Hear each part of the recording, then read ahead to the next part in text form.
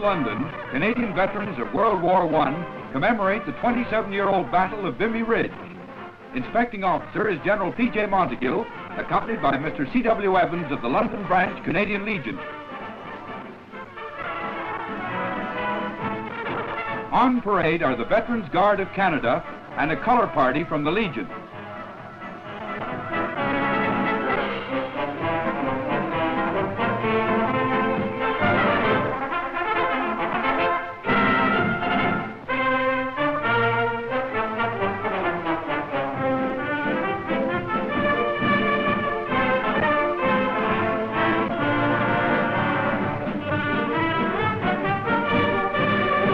The boys of the old brigade now do essential work at Canadian military headquarters.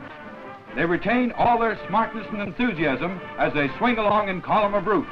A simple service is held at St. Margaret's Church in memory of their brave comrades who fell in 1917.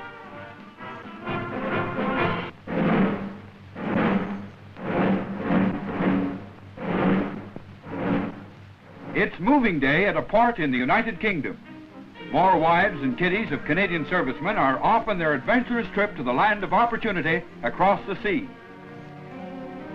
All services cheerfully help in the embarkation. If a staff officer happens to be available, he becomes OC, baby stowing detail, and the job goes merrily on.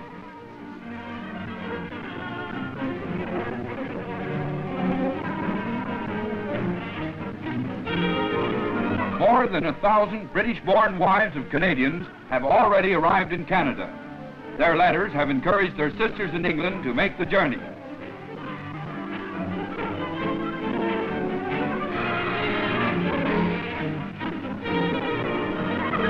There will be many a gay welcome in farm, village, and busy city when their new daughters arrive in the Dominion. There they will find no air raid warnings, no blackouts, and no long queues in front of the fish shop.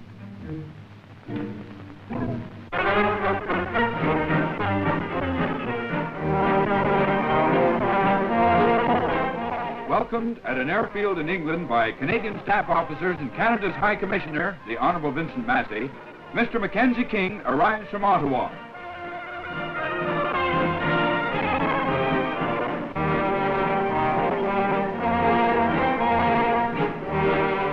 The long and hazardous journey across the Atlantic has left little trace of fatigue on the man who has guided Canada's destiny for so many years. Canada's Premier has come to attend a conference of Commonwealth Prime Ministers.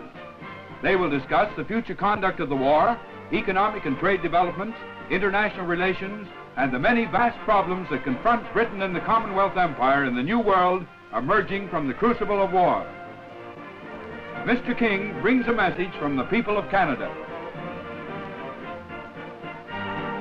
I bring to all who are here the heartfelt greetings, good wishes of the people of Canada. We are solidly behind this great fight for freedom. We will be in this fight to the finish. We're looking forward with the deepest interest, as those of us, my little party, to sharing in the coming conference of Premiers of the Commonwealth, meeting the Prime Minister of Britain again with his colleagues, and we're spending a short time in this island.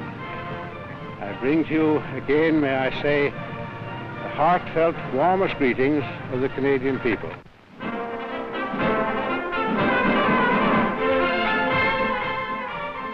It's batter up for the opening game in the old Red Patch Recreation Park. In the Army, you don't have to dig up a grandmother to bury in order to see a baseball game. The ladies from hell are taking on the Sawbones, Army Medical Corps to you, and they're not doing so well. All we need are the peanuts and the pop, and we could be back on the sandlot in Montreal or Medicine Hat. It's a doubleheader today, and the Meds are dishing out a week's light duty to the winners, even if the winners are themselves. Oh, yeah? Amid the ruins of a Nazi headquarters, Captain, now Major C.F. Comfort of Toronto, finds inspiration. He is one of the group of official war artists of the Army Historical Section who record the war scenes on canvas. The master hand translates rugged realities into artistic compositions for future generations to view and remember.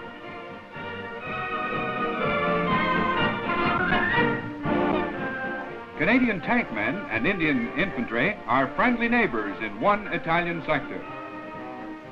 Lieutenant Emmerson from Toronto explains to Lieutenant Harendar Singh from Punjab all about the Sherman tank.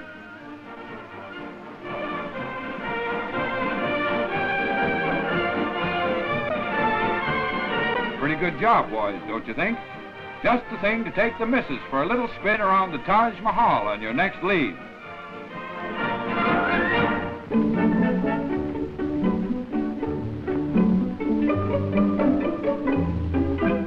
Once upon a time, there were 3 little bar lambs behind the line. Along came some big, bad Canadian wolves and scrounged them all away. The mobile lamb chops are very sad. They wanted to ride in a staff car. Let's all go A.W. loose, they say, and do. That's pretty strenuous exercise with your winter woolies on.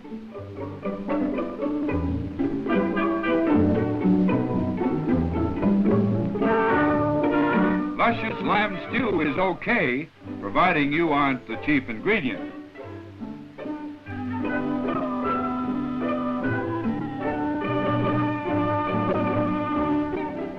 You can't win in this man's army. The cook seems to have plenty of bully beef, so a little CB is dished out to the lambs instead. Our chums are kind of skinny anyway. So it's away to the big corral with a Jerry Mark IV tank to keep them company. We'll be stewing you some other day.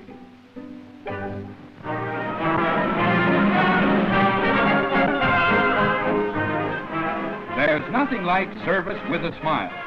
The Royal Canadian Corps of Signals provide you with a cup of tea, a smile, and your messages to boot.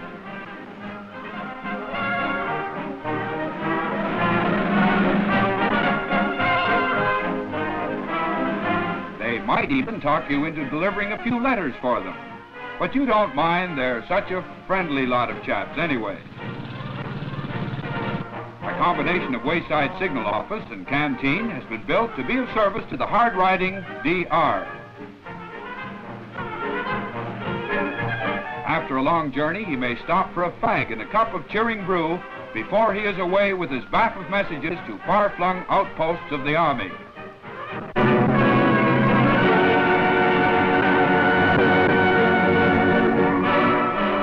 It began in the mud and mire of Merry England.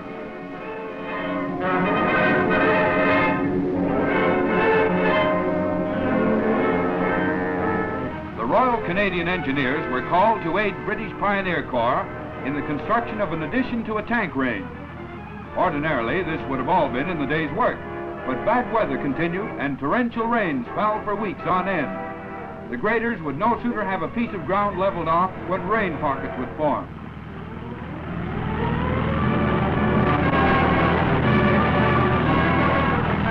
Before concrete could be poured, the job would have to be done all over again. To aid construction, a universal crusher with a capacity of 50 tons per hour was set up. This is the largest of its kind in the Army. Work went on 24 hours a day. Battling against time and weather, the engineers completed their job on schedule. The spearhead of attack, the armored units find range work essential for training. Day by day, as bigger operations loom on the horizon, the once peaceful English valleys echo the thunder of guns from Iron Mastodon.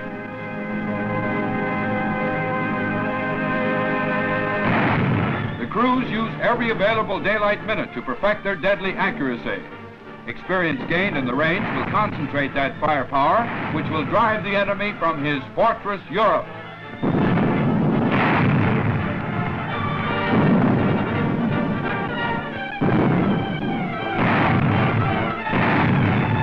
As they move into the war, in Italy or on the continent, the range training makes our tankmen a nightmare to the forces of oppression.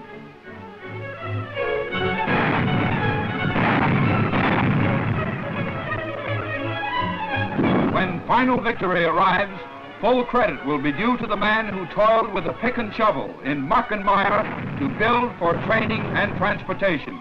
The man behind the gun.